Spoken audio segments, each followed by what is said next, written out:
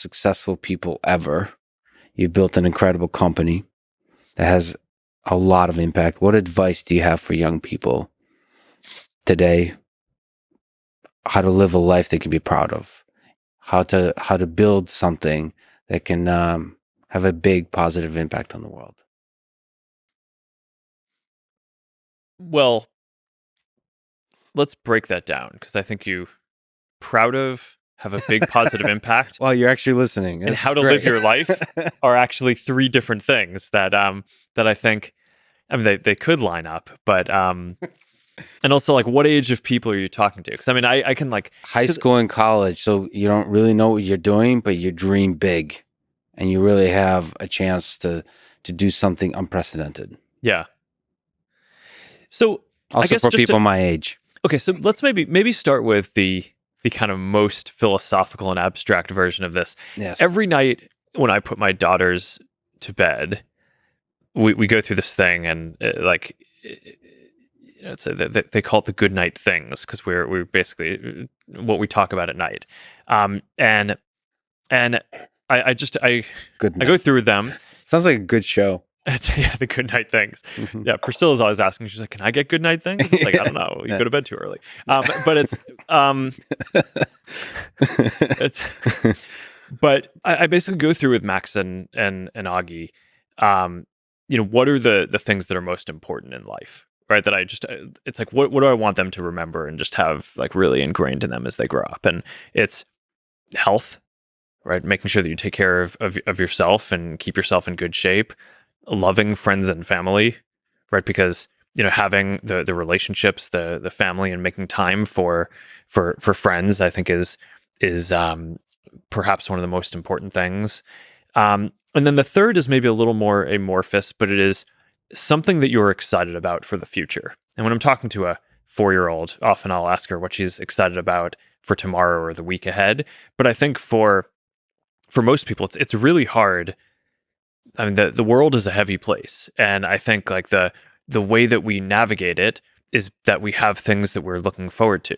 So whether it is building AR glasses for the future, or being able to celebrate my 10-year wedding anniversary with my wife that's coming up, it's like, I think people, you have things that you're looking forward to. Or for the girls, it's often, I want to see mom in the morning, right? It's like, but it's, I think that's a really critical thing. And then the last thing is, I ask them every day, what did you do today to help someone? Because I just think that's a really critical thing, is like it's easy to kind of get caught up in yourself and kind of stuff that's really far down the road. But, like, did you do something just concrete today to help someone? And, it can just be as simple as, okay, yeah, I helped set the table for lunch, right? Or, this other kid in our school was having a hard time with something, and I, like, helped explain it to him. But that's sort of like, if you were to boil down my overall life philosophy into what I try to impart to my kids, those are the things that I think are really important. So, okay, so let's say college. So if you're graduating college, probably more practical advice. So I'm always very focused on people, and I think the most important decision you're probably going to make if you're in college is who you surround yourself with, because you become like the people you surround yourself with. And I sort of have this hiring heuristic at Meta, which is that I will only hire someone to work for me if I could see myself working for them. Not necessarily that I want them to run the company, because I like my job, but in an alternate universe, if it was their company and I was looking to go work somewhere, would I be happy to work for them? And I think that's a helpful heuristic to help balance. When you're building something like this, there's a lot of pressure to, you want to build out your teams, because there's a lot of stuff that you need to get done. And, everyone always says, don't compromise on quality, but there's this question of, okay, well, how do you know that someone is good enough? And I think my answer is, I would want someone to be on my team if I would work for them.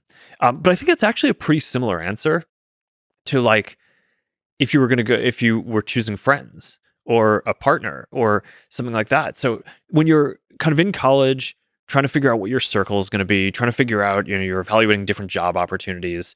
Who are the people even if they're going to be peers in what you're doing, who are the people who in an alternate universe you would want to work for them because you think you're going to learn a lot from them because they are kind of values aligned on the things that you care about, and they're going to and they're going to push you, but also they know different things and have different experiences that are kind of more of what you want to become like over time. So I don't know. I think probably people are too, in general, objective focused and maybe not focused enough on the connections and the people who they're basically building relationships with. I don't know what it says about me, but my place in Austin now has 7-legged robots. So I'm surrounding myself by robots, which is probably something I should look into.